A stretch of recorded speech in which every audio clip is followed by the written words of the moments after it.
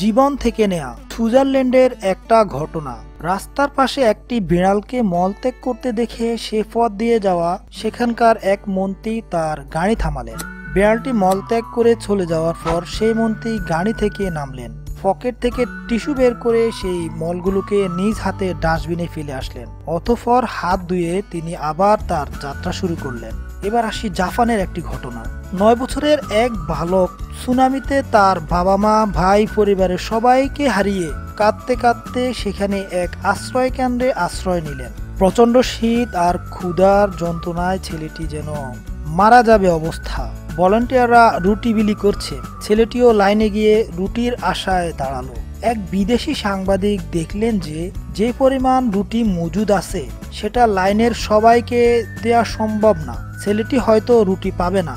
সাংবাদিক সাহেব তার ভাগে রুটি দুটো ছেলেটিকে দিয়ে দিলেন। ছেলেটি ধন্যবাদ জ্ঞাপনের সহিত রুটিগুলো গ্রহণ করলো এবং যেখান থেকে রুটি ভাগ হচ্ছে সেখানে গিয়ে জমা দিয়ে আবার লাইনে দাঁড়ালো। দৃশ্যটি দেখে সাংবাদিক কৌতূহলের সহিত জিজ্ঞাসা করলেন, এই কাজ কেন করলে খোকা? খোকা উত্তর দিয়ে বললেন, বন্টন তো ওখান থেকে হচ্ছে, ওনাদের হাতে থাকলে সবাই সমান ভাগ পাবে। তাছাড়া লাইনে আমার চেয়ে আরো ক্ষুধার্ত লোক থাকতে পারে। সহানুভূতি দেখাতে গিয়ে বন্টনের অসমতা এনেছেন। এই লজ্জায় সাংবাদিক নিজে নিজে অপরাধ বোধ করতে লাগছেন। 9 বছরের বাচ্চার কাছে কি বলে ক্ষমা চাইবে তা বাসা হারিয়ে ফেলেছেন। এবার আসি কাম টু দ্য পয়েন্ট। দেশ জলাবদ্ধতায় ভরে গেছে। আপনি সরকারকে একটা গালি দিয়ে উন্নয়নের জোয়ারে ভাসছে বাংলাদেশ এই বলে একটা উপহাসমূলক স্ট্যাটাস দিয়ে দিলেন, বাস এখন আপনার কাজ শেষ। একটু দাঁড়ান, হ্যাঁ আপনাকেই বলছি। বাংলাদেশ শব্দটা উচ্চারণ করতে লজ্জা করেনি আপনার?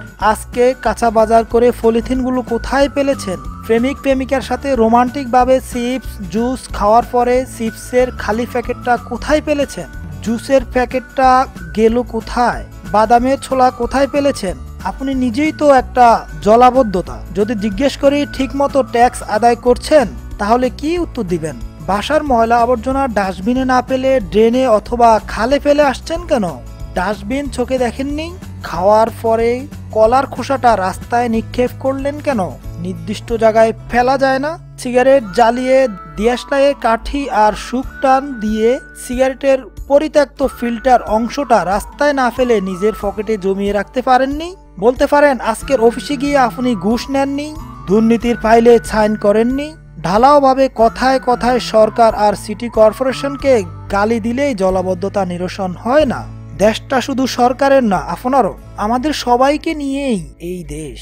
আমরা 18 কোটি মানুষ, বাংলাদেশের 36 কোটি হাত।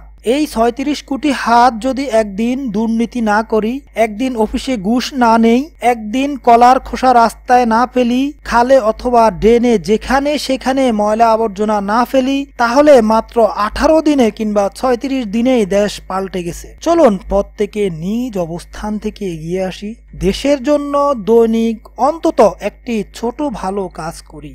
18 কোটি মানুষ দৈনিক 18 কোটি ভালো কাজ করব। একটা দেশকে উন্নয়নের জোয়ারে ভাসিয়ে দিতে এর চেয়ে বেশি আর কি লাগে?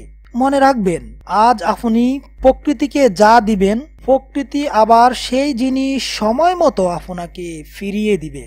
কারণ প্রকৃতির নিষ্ঠুর প্রতিশোধ থেকে আমি, আপনি, এমনকি প্রকৃতিও বাঁচতে পারে না। পরবর্তী আপডেট পেতে চ্যানেলটি সাবস্ক্রাইব করে আমাদের পাশেই থাকুন। ধন্যবাদ। আসসালামু আলাইকুম রহমতুল্লাহ।